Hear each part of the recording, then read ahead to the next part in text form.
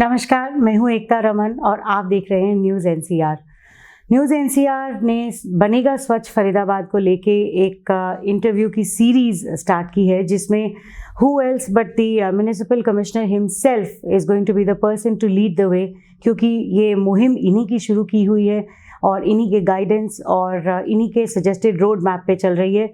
मैं सबसे पहले स्वागत करना चाहूँगी यशपाल जी का, honourable municipal commissioner of MCF Faridabad. Thank you very much sir for being with us. हम सभी जानते हैं शहर में बहुत ज़्यादा अवेयरनेस है on the segregation of wet and dry waste, और पहला मुद्दा और पहला जो लेवल है जो इसमें इन्वॉल्व है, that is based on segregation of dry and wet. तो जहाँ तक अवेयरनेस की बात है sir, we already now successfully covered the stage of awareness, और दिवाली पे भी हमने ये अपील की थी कि जिस तरह से हम हर साल अपने घर को साफ करते हैं, इसी तरह से हम इस साल ये प्रण भी लें कि घर के साथ साथ हम अपने शहर को भी साफ रखेंगे और आने वाले हर साल इस प्रण को रिन्यू करते रहेंगे। सो आप पहले हमें ये बताइए कि ग्राउंड रियलिटी को ध्यान में रखते हुए what is the level of understanding of this, लोगों में इस चीज़ को लेकर अब कितनी समझ है? किसी भी प्रोग्राम को अगर हमें सफलतापूर्वक संचालित करना है तो सबसे महत्वपूर्ण चीज़ ये होती है कि लोगों तक उसकी जानकारी पहुंचे। जी, म्युनिसिपल सॉलिड वेस्ट मैनेजमेंट एक बहुत टिपिकल विषय है। हालांकि प्रत्येक व्यक्ति को इसके बारे में जानकारी है, प्रत्येक व्यक्ति को इसकी महत्ता का भी पता है और इसको नहीं फॉलो करने के क्या नुकसान है इसके बारे में भी पता है, लेकिन उसके बावजूद भी हम जाने अनजाने वो सारी चीजें कर रहे हैं जो हमें नहीं करनी चाहिए। इन सब चीजों को रोकने के लिए एक मुहिम स्वच्छ बनेगा फरीदाबाद के नाम से शुरू की गई है, और उसका जो सबसे पहला पार्ट था वो यही था कि हम इस शहर के प्रत्येक व्यक्ति तक पहुंचें और उनको इन सब चीज़ों के बारे में बताएं और उनसे रिक्वेस्ट करें कि अगर आप एक छोटा सा कंट्रीब्यूशन करते हैं तो आपका ये छोटा सा कंट्रीब्यूशन शहर के अंदर एक बहुत बड़ा मुहिम बन जाएगी, बहुत बड़ा एक आंदोलन बन जाएगा और इस शहर को साफ करने में बहुत बड़ी मदद करेगा। इसीलिए वार्ड कमेटीज का गठन किया गया, उसके अंदर CSR पार्टनर्स को, NGOs को, स्वयं सेवकों को, रेजिडेंट वेलफेयर एसोसिएशन और बाकी सब लोगों को जोड़ा गया। मास्टर ट्रेनर्स प्रोवाइड करवाए गए, उनके माध्यम से और ट्रेनर्स तैयार किए गए। इन सब लोगों को ये मैंडेट दिया गया कि आप इस शहर के सभी स्कूल्स कॉलेजेस के अंदर जाइए और वहाँ पर बच्चों को जागरूक करिए, ताकि उनके माध्यम से हम उनके पेरेंट्स को, उनके घर के बाकी लोगों को भी सेंसिटाइज कर सकें और शहर को साफ करने में मदद कर सकें। तो पिछले 2.5 से 3 महीने के अंदर इस शहर के अंदर एक मैसेज प्रत्येक व्यक्ति तक पहुंचा है और लोग जुड़ने लगे हैं। तो ये एक प्राथमिक सफलता मैं मानूंगा कि लोग खुद ब खुद सामने आ रहे हैं। बहुत सारे लोग वॉलंटियर्स के तौर पर काम कर रहे हैं और हर रोज कोई न कोई एक्टिविटी हर पार्ट के अंदर हो रही है। डेफिनेटली। तो सर, जब हम अवेयरनेस की बात करते हैं, yes I completely agree and the ground report also says that people are aware, तो उन्हें अब ये पता चल गया क्या करना है, क्यों करना है और कैसे करना है। लेकिन फिर भी कहीं कहीं थोड़े से हिकअप्स आते हैं। मैं कुछ सवाल आपसे जो पूछ रही हूँ वो जनरल फीडबैक के बेसिस पे और जो चैलेंजेस वार्ड से हमें सुनने को मिल रहे हैं, हमने देखे भी हैं, उन्हीं के बेसिस पे पूछने जा रही हूँ। तो आपने वार्ड कमेटी का गठन किया and there are people responsible at various levels for various reasons. So जब इकट्ठे होकर काम करने की बात आती है तो उसमें थोड़ा सा हमें गैप्स नज़र आ रहे हैं। तो या तो लोग वार्ड इंचार्ज से या चेयरमैन ऑफ द कमेटी यानी जो पार्षद है उनसे कनेक्ट नहीं कर पा रहे, लेकिन वो अपने लेवल पे काम करना चाहते हैं। या फिर नोडल ऑफिसर्स जो हैं वो काम करना चाहते हैं, लेकिन वो लोगों और चेयरमैन के बीच में कनेक्ट नहीं बना पा रहे, कहीं सुविधाओं का अभाव है। इन गैप्स को नगर निगम कैसे फुलफिल कर रहा है? वार्ड कमेटीज एक नया प्रयास है और जब भी कोई नई चीज होती है तो उसके अंदर प्रारंभिक तौर पर इस तरह की समस्याएं आनी होती हैं। 40 वार्ड हैं इस शहर के अंदर, 40 तरह के काउंसलर्स हैं, 40 तरह के नोडल ऑफिसर हैं और उससे कहीं ज़्यादा और लोग हैं जो उससे जुड़े हुए हैं। हर व्यक्ति की एक सोच है, हर व्यक्ति का अपना एक काम करने का तरीका है। तो इतने लोगों को जब मिल बैठकर वो बातें करेंगे तो विचार भिन्नता तो निश्चित तौर पर होगी, लेकिन हमारा प्रयास यही है कि जो नोडल ऑफिसर्स हैं और बाकी लोग हैं उनके साथ लगातार हम संपर्क में हैं। हर चीज़ को हमने कैसे करना है इसका बाकायदा SOPs तैयार की गई हैं, उनको डॉक्यूमेंट के तौर पे भी दी गई है, उनकी ट्रेनिंग भी करवाई गई है। तो ये बिल्कुल ठीक है आपकी बात कि किसी व्यक्ति की कोई सोच हो सकती है, उसका मोटिवेशन लेवल डिफरेंट हो सकता है। कई लोग बहुत प्रोएक्टिव लीडरशिप देते हैं, कई लोग नहीं दे पाते हैं। लेकिन ये जो मुहिम है ये अल्टरनेट लीडरशिप क्रिएट करने की क्षमता रखती है। हम हर रोज़ इस चीज़ के ऊपर नज़र रखे हुए हैं और जो अच्छा काम कर रहे हैं उनकी हम सराहना कर रहे हैं, उनको अप्रिसिएशन लेटर्स भी दिए गए हैं। और जो लोग अच्छा काम नहीं कर पा रहे होंगे वो बाहर हो जाएंगे धीरे धीरे करके। तो वही लोग इसके साथ में जुड़े रहेंगे जो अपने आप को मोटिवेट करके रखे हुए हैं और जो दिया गया काम उसके हिसाब से कर रहे हैं। हमारे पास में सौभाग्य से हजारों लोग हैं जो इस चीज़ से जुड़े हुए हैं और इतने नंबर में जुड़े हुए हैं कि हमें जितना चाहिए नंबर वो हमारे पास में है।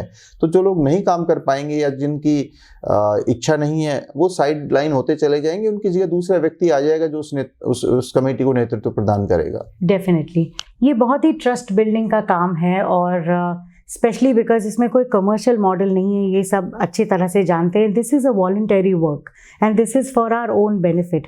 ये ऐसा लग रहा है जैसे बनेगा स्वच्छ फरीदाबाद नाम का एक स्कूल है जिसके प्रिंसिपल यशपाल जी हैं और ये 40 टीचर्स हैं और उनको बच्चों की टीम दे दी गई है और वो कैसे हैंडल करेंगे ये सभी के लिए एक चैलेंज और टास्क है।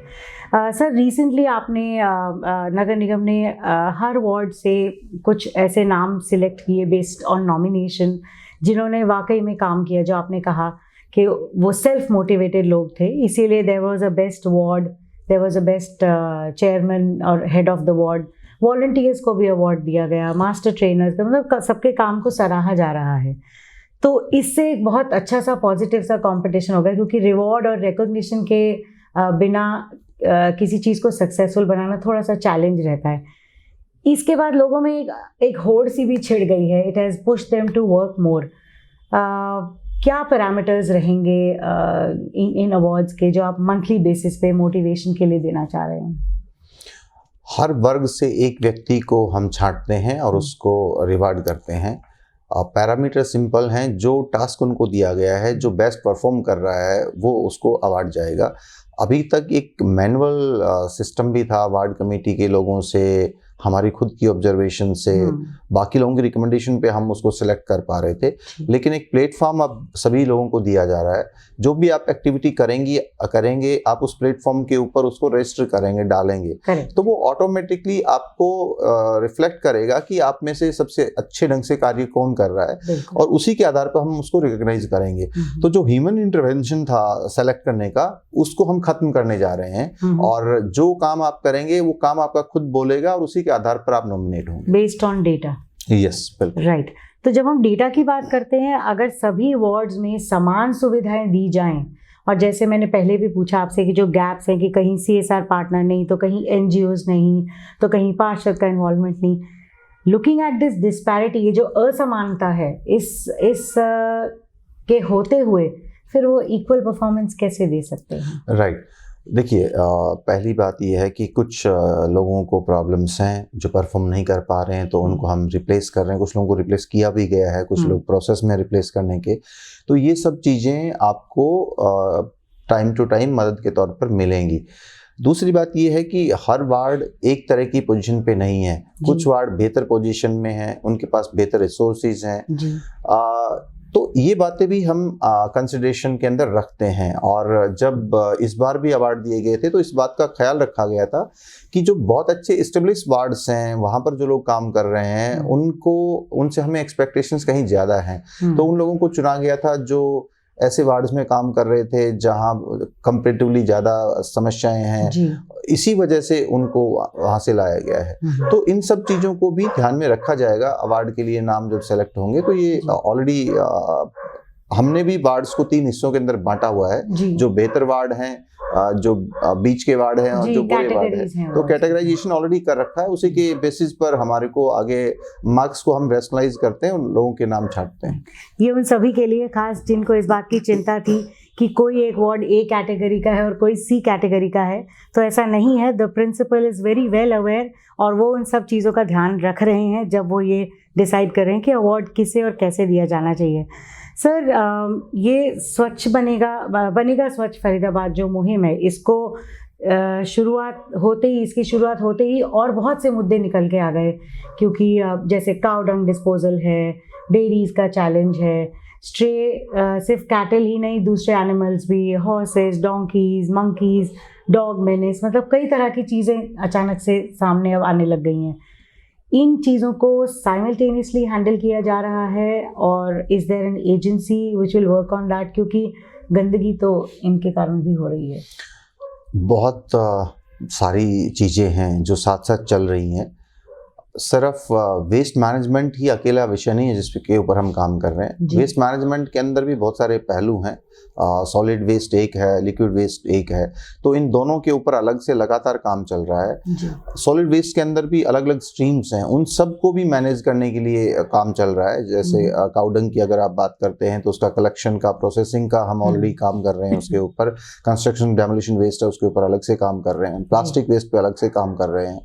जो स्टे कैटल है उसके ऊपर लॉन्ग टर्म प्लान कर रहे हैं हम, जितनी हमें रिक्वायरमेंट है उस हिसाब से गौशालाओं का प्रबंध हम करने जा रहे हैं जी।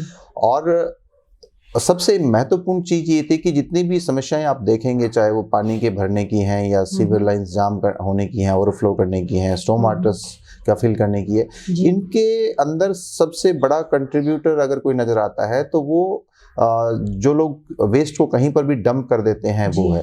तो इसलिए ये बहुत सोच समझ कर निर्णय लिया गया कि सॉलिड वेस्ट को प्रॉपर तरीके से कलेक्शन का एक सिस्टम, इंफ्रास्ट्रक्चर प्रॉपर क्रिएट किया जाए। इसीलिए वार्ड कमेटी से पहले अवेयरनेस क्रिएट की गई, एक सिस्टम तैयार किया गया, और अब हम उनको इंफ्रास्ट्रक्चर प्रोवाइड करवा रहे हैं। जैसे फर्स्ट फेज के अंदर हमने ट्रैक्टर ट्रॉलीज कुछ उनको दी हैं, और व्हीकल्स हमारे पास में आ गए हैं जो हम इनको देने वाले हैं। तो इतना इंफ्रास्ट्रक्चर हम दिसंबर के महीने तक क्रिएट करेंगे जिससे हम प्रत्येक घर तक पहुंच सकें। जिस दिन हम प्रत्येक घर तक पहुंचना शुरू कर देंगे तो लोगों को बाहर वेस्ट फेंकने की जरूरत नहीं पड़ेगी, और उसके बाद में जो हमारी सीवर लाइंस हैं, स्टॉर्म वाटर ड्रेन्स हैं, रोड्स हैं, पार्क्स हैं, ग्रीन बेल्ट्स हैं, जहां वेस्ट पड़ा हुआ है या लोग जलाते हैं, ये सारी समस्याएं खत्म हो जाएंगी। और जब आपको वेस्ट बाहर पड़ा हुआ बहुत ज़्यादा नहीं मिलेगा तो जो ये लोग पशुओं को बाहर छोड़ देते हैं उनके ऊपर भी अंकुश लगेगा, क्योंकि उनको खाने को कुछ ज़्यादा बाहर मिलेगा नहीं। इसके अलावा गौशाला भी हम बड़े लेवल पे लेकर आ रहे हैं, उसका प्रपोजल है, और हमारी जो हाउस की मीटिंग प्रपोज्ड है उसके अंदर ये एजेंडा भी जा रहा है। तो हर चीज़ के बारे में प्लान किया गया है, हर चीज़ के बारे में काम चल रहा है, और उसको हम अब ग्राउंड के ऊपर अनफोल्ड करने लग रहे हैं। True sir, as the saying goes that Rome was not built in a day. तो ये door to door campaigning and collection, door to door awareness and collection is the key, is the first step, but what in the interim? तो कई जगहों से इस तरह के concerns भी आए कि जब तक कलेक्शन नहीं हो रहा तो इज़ इट पॉसिबल कि हम एक कॉमन प्लेस पे डंप करें और वहाँ से क्लियर हो, चाहे व्हीकल ना पहुँच पाने का चैलेंज है या व्हीकल ना अवेलेबल होने का चैलेंज है। ट्रैक्टर ट्रॉलीज दे दी गई हैं पर ड्राइवर्स अवेलेबल नहीं हैं या वो उस जगह नहीं पहुँचते। तो क्या इन द इंटरिम, ये ट्रांजिशन पीरियड जो है, इसमें क्या इस तरह का कोई प्रोविज़न है कि जहाँ ऑथराइज्ड डंपिंग प्लेसेस हैं और सोसाइटीज़ वहाँ डंप कर रही हैं, वहाँ से कलेक्शन हो रहा है? देखिए, आज भी अगर आप शहर के अंदर देखेंगे तो सैकड़ों की तादाद में ऐसी जगह हैं जहां लोग अपना वेस्ट फेंक रहे हैं। अभी तक हमने उसमें से कुछ को एलिमिनेट किया है। जैसे जैसे हम अपने कलेक्शन को बेहतर बना रहे हैं, उन क्षेत्रों के अंदर ये जो खत्ते बने हुए हैं या कलेक्शन पॉइंट्स हैं, इनको हम फिनिश कर रहे हैं। तो जब तक door to door collection perfect नहीं होता है तो लोग उन खत्तों पे डालते हैं, वहाँ से उसको उठाकर बाहर ले जाया जाता है। लेकिन अल्टीमेट एम यही है कि हम हर घर तक पहुँचें और एक्चुअल में गार्बेज फ्री सिटी बने। तो प्रत्येक वार्ड के अंदर एक जगह निश्चित की गई है जहां पर door to door collected garbage को सेकेंडरी व्हीकल के अंदर डायरेक्ट ट्रांसफ़र किया जाएगा और उसको नीचे नहीं डालेंगे, और वहाँ से वो बाहर जाएगा, प्रोसेस होगा या डंपिंग उसकी होगी।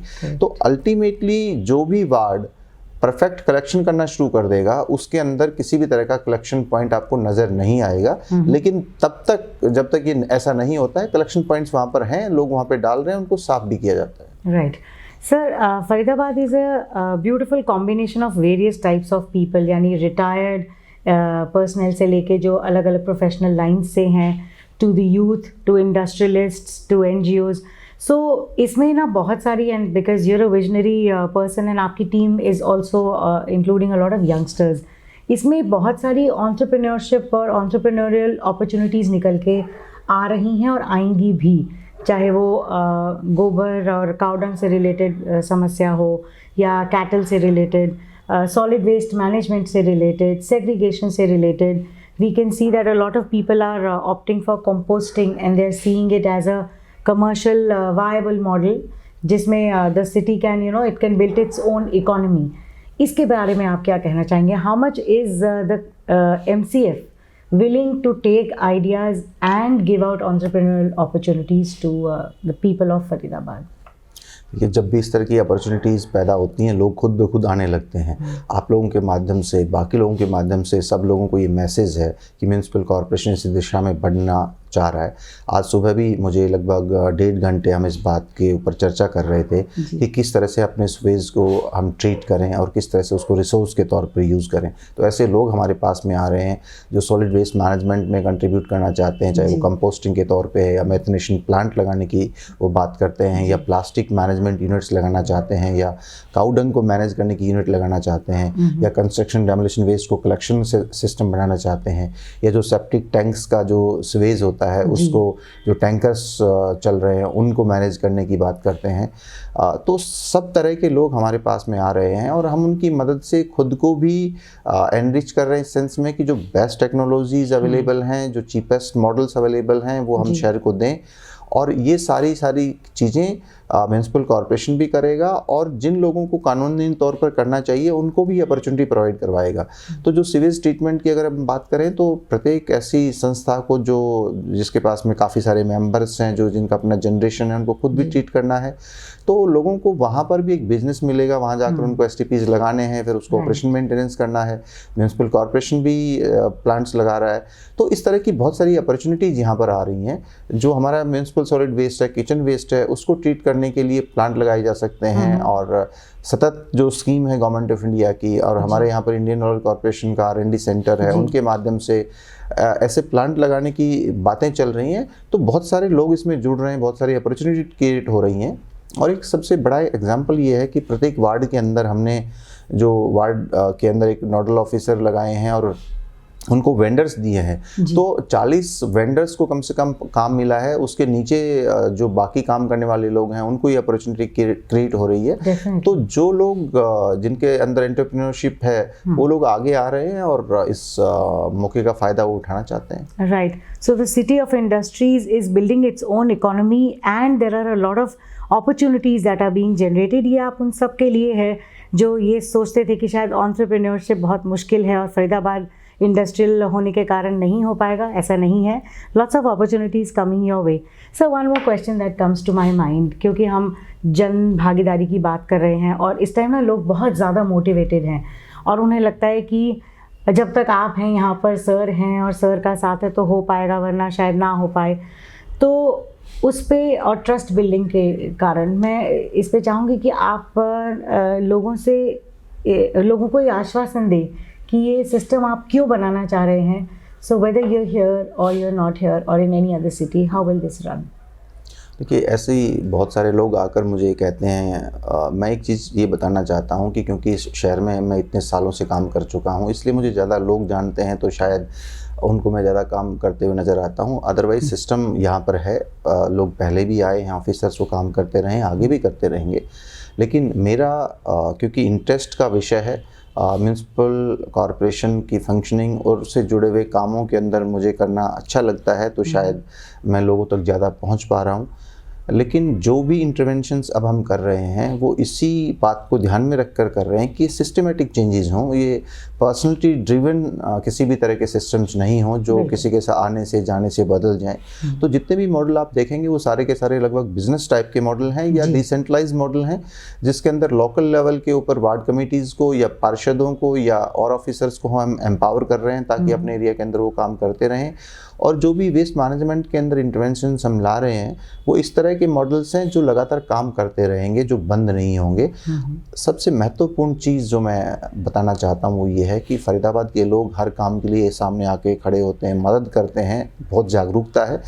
लेकिन वो डिमांड नहीं करते हैं। तो लोगों को अब अपने हकों के लिए खड़ा होना चाहिए, और जो वार्ड कमेटीज़ हमने बनाई हैं और जो बाकी लोगों को हम इनके माध्यम से अवेयर करना चाहते हैं, उनको हम ये कहना चाहते हैं कि आप वेस्ट मैनेजमेंट के अंदर खुद भी कंट्रीब्यूट करिए और म्यूनिसिपल बॉडी से डिमांड भी करिए कि जो आपका राइट है वो आपको प्रोवाइड करवाए। तो इस चीज़ के लिए भी हम लोगों के अंदर जागरूकता लाना चाहते हैं, ताकि ये नहीं हो कि हम इंडिफरेंट हो जाएं, हम उनके लिए काम करना बंद कर दें। जी सर, हाल ही में एक स्वच्छ सर्वेक्षण 2021 सामने आया न्यूज़ में, जिसमें हरियाणा ने दूसरा स्थान प्राप्त किया और हरियाणा के 7 शहर टॉप 100 सिटीज़ में इंक्लूडेड थे, जिसमें सिल्वर कैटेगरी में पंचकुला और नीलोखड़ी के साथ फरीदाबाद भी शामिल था। तो क्योंकि हम इतने ज़ोर शोर से स्वच्छता की बात कर रहे हैं, इस शहर में अब शुरू हुआ है, but compare to Panchkula we are still way behind and that's the reality. तो कुछ लोगों के मन में ये डाउट था कि ये किस तरह से किया गया, तो वो what was the eligibility criteria, मापदंड क्या था कि हमको इस चीज़ कैटेगरी में शामिल किया गया?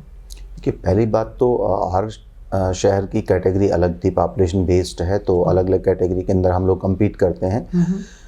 दूसरी बात ये है जो ज़्यादा महत्वपूर्ण है कि आप टाउन के अंदर अगर देखेंगे तो बहुत बड़े लेवल पे आज भी म्यूनिसिपल बॉडी अपने कंसेशनर्स के माध्यम से खुद भी काम कर रही है।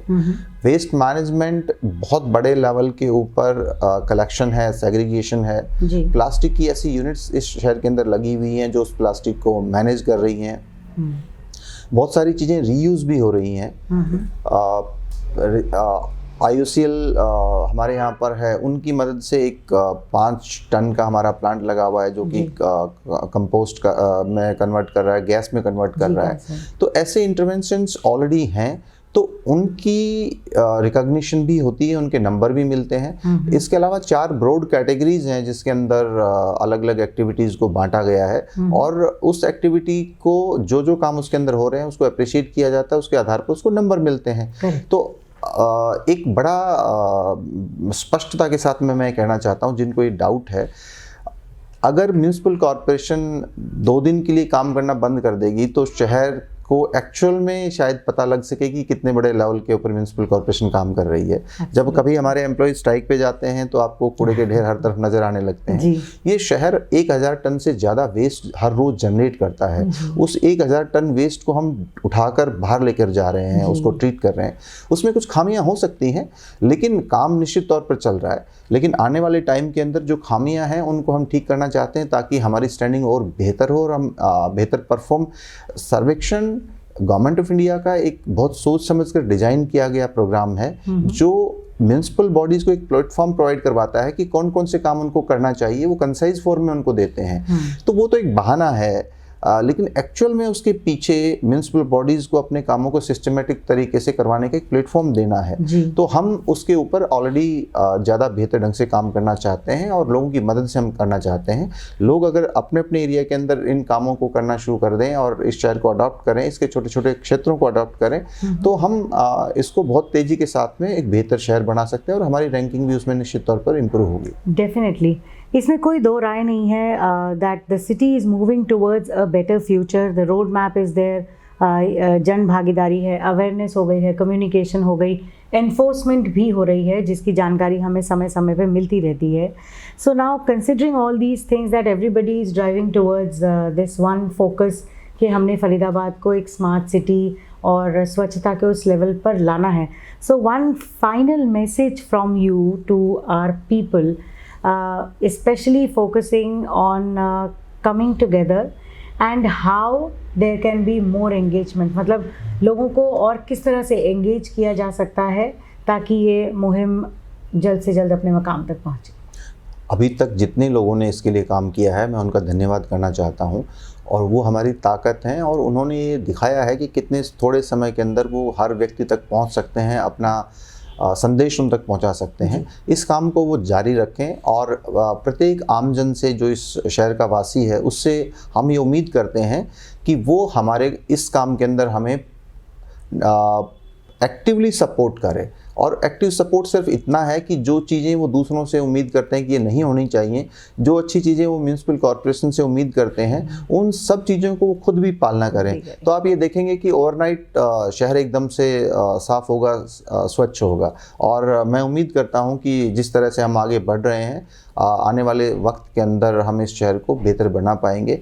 और 31 मार्च 2022 वो दिन है जब आप इस शहर को गार्बेज फ्री देखना चाहते हैं, और मुझे उम्मीद है हम ऐसा कर पाएंगे आप सब लोगों के सहयोग से।